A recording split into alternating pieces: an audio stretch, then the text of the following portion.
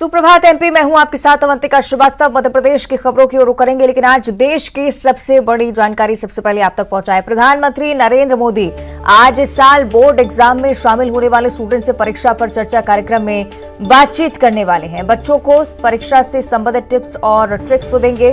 परीक्षा पे चर्चा कार्यक्रम का ये छठा संस्करण होने वाला है, जो कि दिल्ली के ताल कटोरा स्टेडियम में सुबह 11 बजे से शुरू होगा। केंद्रीय शिक्षा मंत्री धर्मेंद्र प्रधान के मुताबिक 38 लाख स्टूडेंट्स ने रजिस्ट्रेशन करवाया है, जिनमें से 16 लाख से ज्यादा स्टेट बोर्ड से ही आते हैं।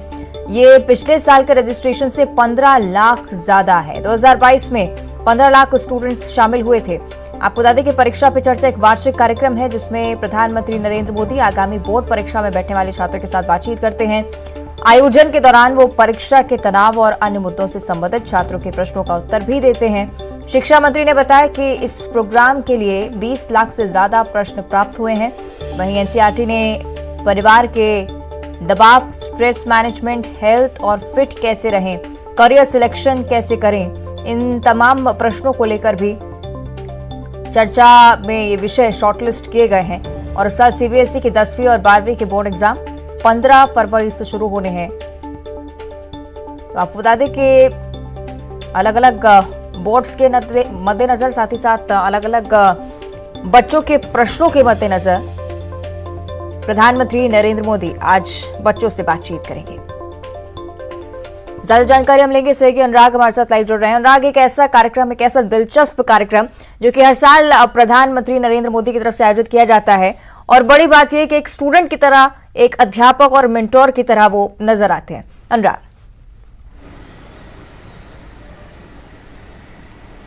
बिल्कुल अवंतिका, देखिए छात्रों के मेंटोर प्रधानमंत्री नरेंद्र मोदी बनते हुए नजर आते हैं, और ये पहला मौका नहीं है जब पीएम मोदी छात्रों से रूबरू होंगे। हर साल परीक्षा से पहले पीएम मोदी छात्रों से सीधे संवाद करते हैं और उनसे परीक्षा से जुड़े जो तमाम तनाव और सवाल होते हैं उनके जवाब प्रधानमंत्री नरेंद्र मोदी देते हैं, और साथ ही ये भी बताते हैं कि किस तरीके से डीप फोकस करना है, यानी कि किस सब्जेक्ट पर किस तरीके से फोकस करना है, तनाव किस तरीके से आप कम कर सकते हो, क्योंकि बोर्ड परीक्षाओं के आने से पहले ही छात्र बड़े तनाव में नजर आते हैं। तो ऐसे में छात्रों का तनाव किस तरीके से दूर किया जाए, इसको लेकर पीएम मोदी टिप्स देते हुए नजर आते हैं, और निश्चित तौर पर इसका फायदा भी छात्रों को होता है। और उसी के तहत आज फिर प्रधानमंत्री नरेंद्र मोदी छात्रों से रूबरू होंगे। मध्य प्रदेश की हम बात करें तो यहां से भी बड़ी संख्या में छात्रों ने पीएम मोदी को सीधे सवाल भेजे थे। उन सवालों के जवाब भी पीएम मोदी आज देने का काम करेंगे। जिन बच्चों ने रजिस्ट्रेशन कराया है, वहां पर छात्र पहुंचकर, स्कूलों में पहुंचकर सीधे पीएम मोदी को भी सुन सकेंगे। तमाम सोशल मीडिया प्लेटफॉर्म पर भी पीएम मोदी का जो कार्यक्रम होगा वो छात्र सुन सकेंगे। तो फरवरी में एग्जाम शुरू होना है, 15 फरवरी से सीबीएसई का एग्जाम शुरू होना है। उससे पहले बोर्ड, एमपी बोर्ड के एग्जाम शुरू हो जाएंगे। तो कैसे बोर्ड के एग्जाम से पहले तनाव को कम किया जाए और बेहतर मानसिक संतुलन बनाते हुए परीक्षा दी जाए, इसको लेकर आज पीएम मोदी का कार्यक्रम लाखों करोड़ों छात्र सुनते हुए नजर आएंगे। चलिए देखना होगा प्रधानमंत्री इस दौरान क्या कुछ कहते हैं। अनुराग, आप बने रहिए हमारे साथ, आगे भी आपसे चर्चा करेंगे।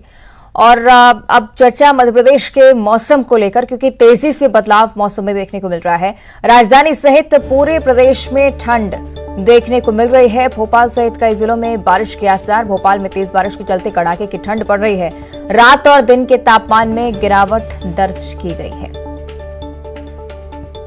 तो मध्य प्रदेश के मौसम को लेकर आपको जानकारी दे रहे हैं। तेजी से बदलाव मध्य प्रदेश के तमाम जिलों के मौसम में।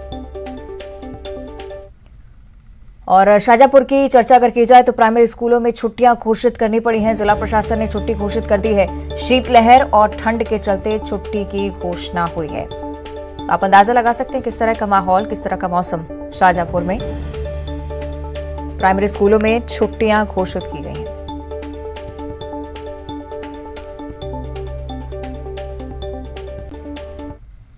और अब बात करेंगे ग्वालियर की, जहां बारिश के बाद अंचल में सर्दी का असर लगातार बढ़ता दिख रहा है। दिन का पारा सामान्य से 6 डिग्री नीचे रहा। गुरुवार को दिन का तापमान 18 डिग्री सेल्सियस, गुरुवार रात का तापमान 15 डिग्री सेल्सियस दर्ज हुआ है। जबकि ग्वालियर में 2 दिनों में 23 मिलीमीटर बारिश भी हो चुकी है। जनवरी के अंतिम दिनों में सर्दी का असर इसी तरह से बरकरार रहेगा, ऐसी आशंका है।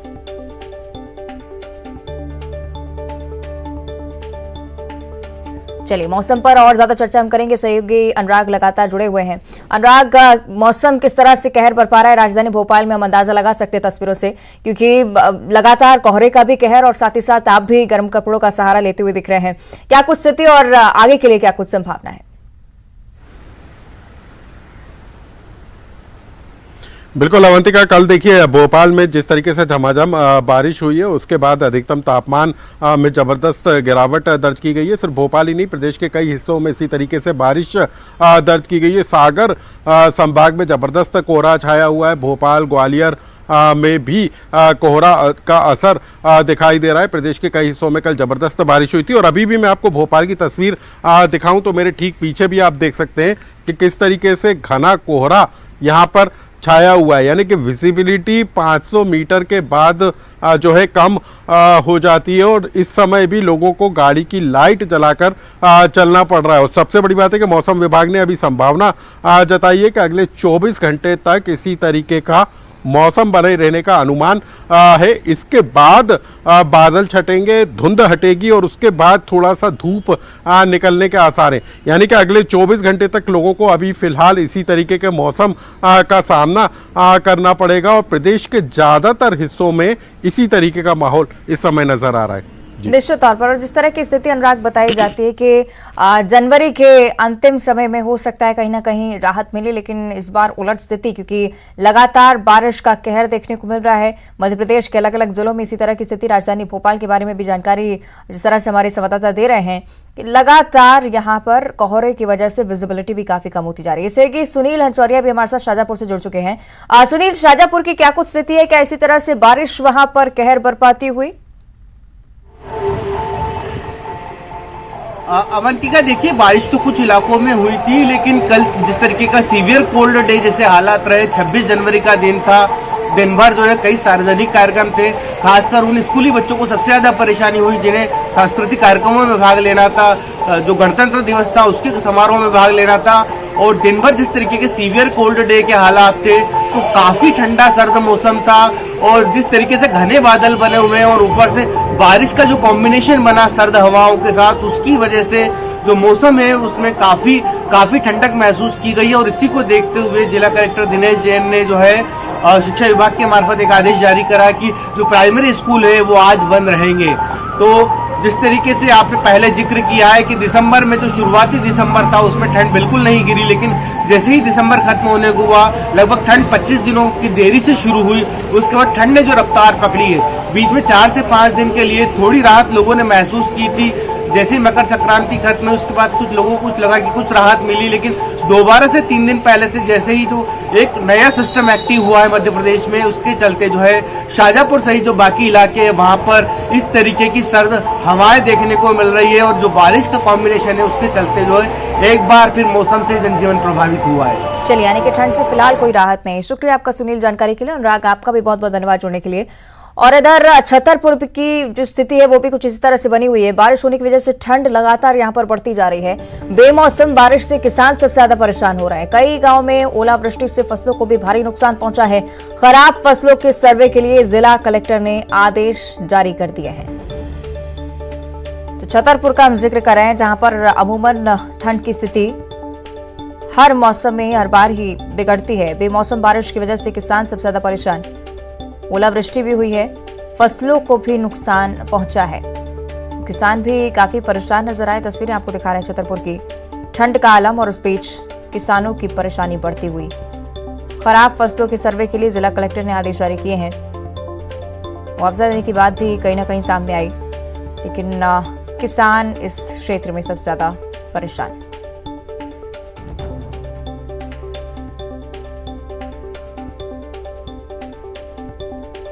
तस्वीरें आपको दिखा रहे हैं किस तरह से मुआयना करने के लिए प्रशासन की टीम पहुंची है। खराब फसलों के सर्वे को लेकर जिला कलेक्टर की तरफ से आदेश जारी हुए हैं, लेकिन बारिश होने की वजह से यहां पर स्थिति और ज्यादा बिगड़ रही है। ओलावृष्टि भी हुई और सीधा फसलों को नुकसान पहुंचा है।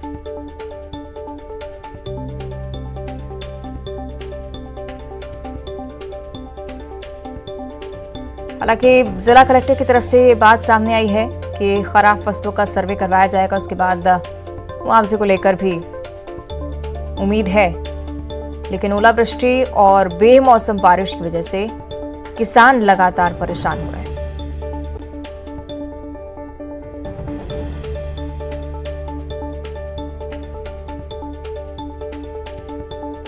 तो तस्वीरें आप छतरपुर की ही देख रहे हैं, जहां पर कोहरा भी लगातार बना हुआ। बेमौसम बारिश ने चिंता और बढ़ाई है। किसानों को सबसे ज्यादा नुकसान होता है जब ओलावृष्टि या बेमौसम बारिश हो, और इसी तरह की स्थिति फिलहाल छतरपुर में। सहयोगी नरेंद्र हमारे साथ फोन लाइन पर जुड़ रहे हैं। नरेंद्र, क्या स्थिति छतरपुर की फिलहाल? नरेंद्र, मेरी आवाज पहुंच रही है आप तक? जी मैम। बताया जा रहा है कि किसानों को सबसे ज्यादा नुकसान हुआ है, क्या जानकारी से लेकर? देखिए अवंत का, बिल्कुल जिस तरीके से जो मौसम ने अपना मिजाज बदला है और उसके बाद यहाँ पर महाउट लोगों को देखने को मिली है, और महाउट गिरने के बाद उसमें तेज हवा और बारिश के साथ यहाँ पर ओलावृष्टि हुई है। ओलावृष्टि होने की वजह से यहाँ पर जो किसानों के खेतों में फसल लगी हुई थी उसको नुकसान हुआ है, और नुकसान के लिए छतरपुर कलेक्टर संदीप सियार ने सर्वे के आदेश दे दिए हैं। और मौसम के मिजाज में जिस तरीके से जो परिवर्तन आया है उसको देखते हुए अभी भी बादल छाए हुए हैं, और यहाँ पर रुक रुक की बारिश भी हो रही है। तो कुल मिलाकर ये अनुमान जताया जा रहा है कि यदि लंबे समय तक इस तरीके का माहौल रहेगा और बारिश और बादल रहेंगे तो कहीं ना कहीं किसानों की जो फसल है उसको नुकसान होगा। और ठंड भी यहाँ पर माहौल की बात बढ़ गई है, और लोग अब जो मौसम के मिजाज में परिवर्तन आया है उससे काफी परेशान नजर आ रहे हैं। ठीक है, बहुत बहुत धन्यवाद आपका नरेंद्र जानकारी के लिए। आगे बढ़ते हैं, भोपाल से बड़ी खबर है। बिजली कर्मचारियों की हड़ताल लगातार जारी है। चौथे दिन भी हड़ताल पर हैं बिजली कर्मचारी। ऊर्जा मंत्री प्रद्युम्न सिंह तोमर की अपील भी सामने आई। हड़ताली कर्मचारियों से उन्होंने साफ तौर पर अपील की है कि बातचीत से हल निकालेंगे, जो मांगे मानी जा सकती है उन पर जरूर विचार होगा।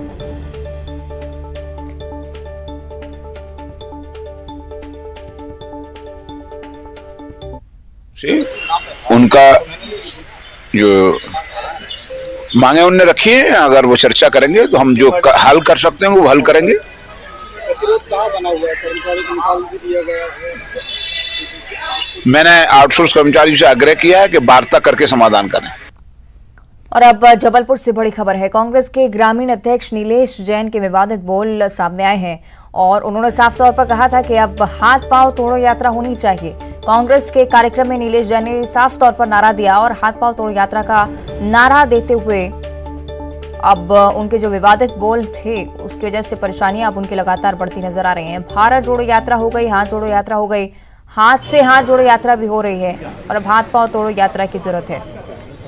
कांग्रेस के लोग मैदान में ये चलाया जा रहा है, ऐसा नहीं है कि कोई नीचे से किसी ने भी ग्रामीण जिला अध्यक्ष है भारतीय जनता कांग्रेस। हाथ से हाथ जोड़ो भी हो गया है, भारत जोड़ो भी हो गया है, और अब इसके बाद अगर हमारी कोई सुनवाई नहीं होती तो अगली यात्रा लगन भैया पूरे जबलपुर में हाथ पांव तोड़ो यात्रा होना चाहिए। इस मंच के माध्यम से बस इतना ही कहना चाहूंगा, ये शादी कभी रुकना नहीं।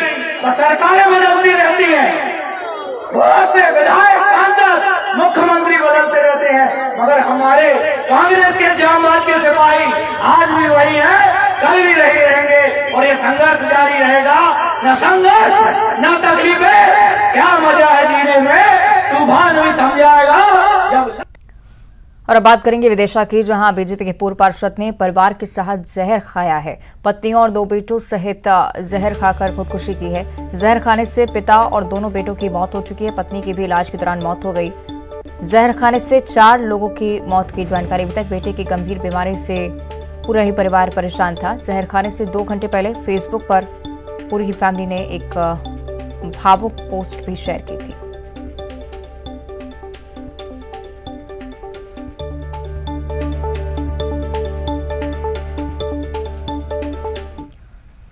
और अब बात करेंगे सागर की, जहां से खुदकुशी का लाइव वीडियो सामने आया है। युवक ने ट्रेन के सामने कूदकर खुदकुशी की कोशिश की है। घटना सागर के बीना रेलवे स्टेशन की है। तस्वीरें देखिए, ट्रेन की चपेट में आने से युवक की मौके पर ही मौत हो गई, लेकिन ये वीडियो जो कि तमाम सवालों के घेरे में वीडियो सामने आया है। आंखों पर पट्टी बांधकर युवक पटरी पर आया। हालांकि बीना जीआरपी लगातार मामले की जांच कर रही है। क्या वजह है आत्महत्या के पीछे, इसके लिए पुलिस भी लगातार तफ्तीश में जुटी हुई, लेकिन ये वीडियो निश्चित ही हैरान कर देने वाला।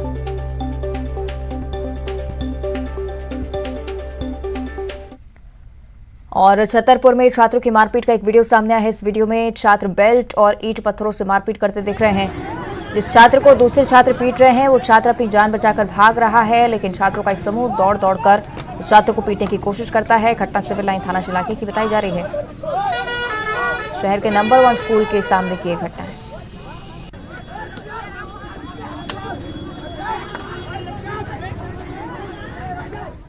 और उधर बुरहानपुर के नेपानगर वन परिक्षेत्र के नावरा रेंज के हिवरा बीट पर अतिक्रमणकारियों ने वन चौकीदार की पिटाई कर दी। जब चौकीदार की पत्नी उसे बचाने आई तो अतिक्रमणकारियों ने पत्नी के साथ भी मारपीट की।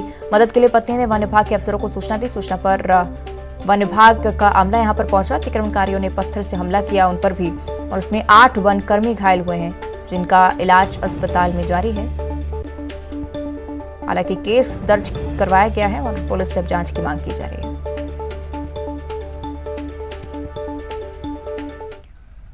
और उधर देवास में विधायक गायत्री राजे पवार ने 22 करोड़ 54 लाख रुपए की लागत से बनने वाली 4 सड़कों का भूमि पूजन किया। इसमें देवास शहर और ग्रामीण क्षेत्रों की सड़कें भी शामिल हैं। उस दौरान महापौर गीता अग्रवाल, सभापति रवि जैन, भाजपा जिलाध्यक्ष राजीव खंडेलवाल विधायक मौजूद रहे। साथ ही साथ विधायक गायत्री राजे पवार ने यह भी कहा कि विकास कार्य को लेकर हम लगातार काम कर रहे हैं और आगे भी ऐसे ही करते रहेंगे।